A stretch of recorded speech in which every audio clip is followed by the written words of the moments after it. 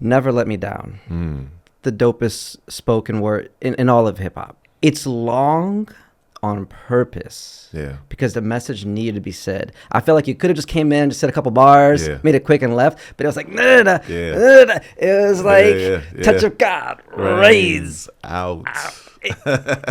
And then when it Yeah. like it falls, and it goes, when it comes to Yeah. it feels emotionally so authentic, so true, so beautiful. What was the story of you writing that? So Never Let Me Down. I was in New York. I just moved to New York August of '02. Cody Rock. Yeah, we doing the interview right now. Peace. Speaking of the angel. That's Cody. Speaking of the angel.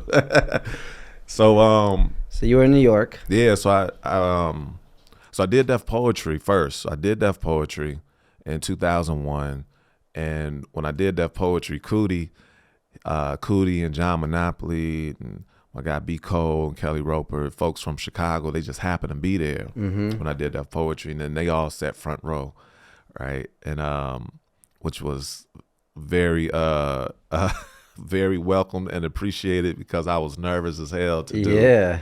Def Poetry. Like, it was a huge deal.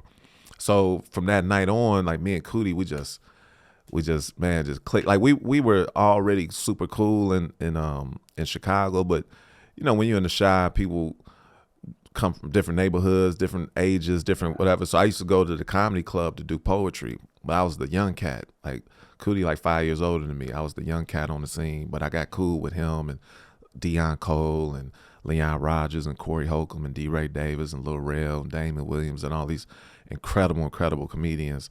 So fast forward, do Def Poetry, Cootie sit front row, and then over the next year, he's like, yo, you need to move out here. You do well in New York. You need to get out here. Because he had just moved himself in 2001. So in '02, I moved to New York. When I land, this is right around the time Kanye is trying to get his record. He got his record deal. I think he signed his deal like maybe 2-3 weeks after I got there. So I literally land in the midst of all of this history that was being made. So fast forward, Kanye gets in an accident. Cootie comes to LA. He flies Cootie to LA because he need him to document what's happening. This is December of 2002. So I was in between shows. I ain't had no money. I was broke. But I was like, I'm at the crib. I was like, you know what? I got some food. I got some weed. I'm gonna chill out, vibe out, and I'm gonna just write. I literally didn't have $2 to get on the train to go anywhere. It's a Saturday night, and I was like, I'm just vibe, chill. So I'm writing, put some music on. Matter of fact, I was listening to Common, Electric Circus album. Okay. I'm listening to Common. I was starting to write my book, and the part I was on was this part about me and my pops reconnecting after not seeing or hearing from him for 10 years. So I was in this very emotional space already. It was emotional, but it was a good space as well. I'd already crossed the bridge of forgiveness, and even my pops, he had passed on, so I felt like we were actually building our relationship through spirit, and it was really an incredible feeling. Like, I was in a very beautiful space. That's why I didn't care. I didn't have $2 to get on the train. I just felt really good. So then, about 11 o'clock that night, Cootie calls me up. He was like, yo, Jay, he was like, man, you need to get to LA right now. I'm like, what's up? He's like, man, Kanye got this song with him and Jay-Z on it, and he want to put a poet on it. And I told him he need to put Jay Ivy on it. I'm like, dawg, stop playing. I met him at the comedy club. He a funny dude. I'm like, come on, man, stop playing. And he's like, nah, man. He's like, you need to get out here tomorrow if you can. I was like, oh, you for real? I was like, man, I'm figure it out. So he was at Record Plant in Hollywood. So he played the song for me over the phone. I really couldn't hear the words. So he telling me what Jay-Z saying in his verse. He telling me what Kanye saying in his verse. And then he like, man, Jay, man, get out. You need to get out here tomorrow if you can. Yeah. I said, I'm going to find a way. So I was writing when he called me. So when I hung up, my first thought was, you need to write something right now. Like, don't try and figure it out. Try and where you go get money for a ticket and this and right. So I turned to a blank page, and I wrote the date down, and I wrote the title, Never Let Me Down. And then I wrote the first thing came to my mind. We all here for a reason on a particular path. You don't need a curriculum to know that you're a part of the math. And then my mind went completely blank. And I was like, no, I was like, this ain't the time for writer's block. So I started banging on the page. I was like, God, I was like, I need a piece right now. I was like, please give me one right now. And I put my hand back to the page. My hand just started moving and moving and writing and writing and writing. I don't know what's coming. I'm just writing. Boom, boom, wrote a full page, turned the page over, wrote a few more lines. I stopped. I read over it. I was like, man, it's kind of hot. You know, so I read over like 4 or 5 times. I called Cootie back in 10 minutes, like, dog, listen to this. So I spit the poem from him over the phone. He like, oh, man, that's crazy. That's crazy. Like, Jay, hold on, hold on. So then he goes in another room. Music's loud, people loud. And then he was like, he's like, man, Jam, put you on speakerphone. Spit the piece again. So I did the poem like I'd done it a million times already. You know, if I on the highest cliff, on the highest rift, you slipped off the side, clinched onto your life and my grip, I would never, ever let you down. You know, I'm going in. When I finished, the room erupted. Everybody like, oh, man, oh, man, oh, man. I'm in New York by myself, like, what's good? What's happening? What's up? You know, and then I hear Kanye. So Kanye like, man, Jay, spit it again, did it again. Spit it again, did it again, spit it again, did it again. I did the joint for like a half hour. The piece is like a minute long. So I did it over and over and over and over again. And then Cootie, he finally got back on the phone. He was like, Jay, guess what? I'm like, what? He was like, Kanye flying you out here tomorrow. I said, I found my way. Found my way. So man, Wow. that's big shout out to Cootie. Big shout out to God. You know. But that's how that moment happened. It was Saturday night.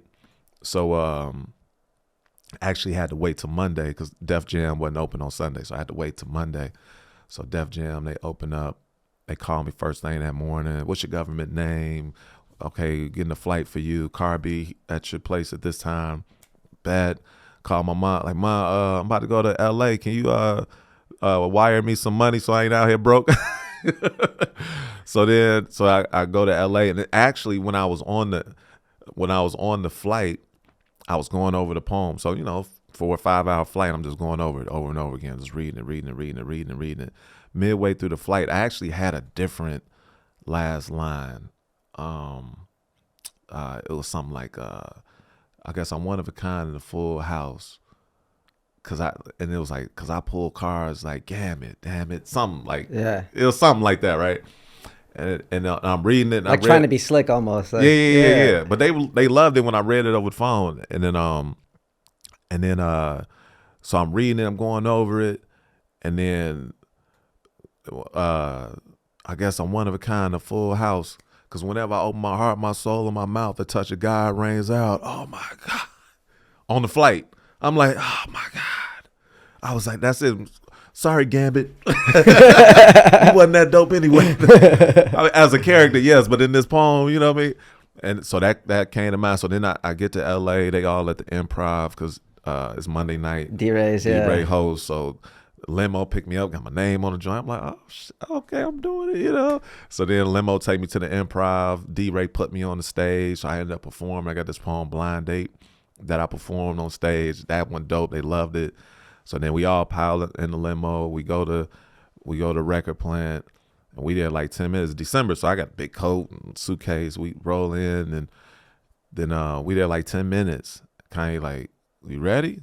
I'm like, yeah. Mind you, I done flew, landed, performed. Yeah, I'm ready. So I recorded, and then That night, right off the plane, right off after the show. Now I'm in the booth, and now I'm hearing the song for the first time. Now, I got the headphones on. I'm hearing Jay-Z. I'm hearing, oh, baby. I'm like, and I'm hearing the music. I'm like, oh, my God. I couldn't hear this over the phone. And then I'm hearing his verse. I'm like, oh, my God. I'm hearing the hook. And then I'm hearing Kanye verse. Oh, my God. And there's a space for me. We all here for a reason. Like, it was just a magical moment. So then we listened to it. You saw Genius? yes, of course. So that's a whole another conversation. Yeah, we gotta have. so a Genius. Saw it multiple times already. Yeah, man. So Genius, in part 2, because I don't want to spoil it, But It's okay. We'll do spoiler alert. Yeah, spoiler alert. Yeah.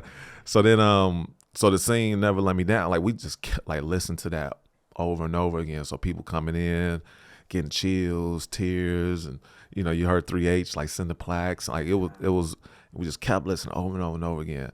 So then Kanye, he was like, man, you heard this singer named John Stevens?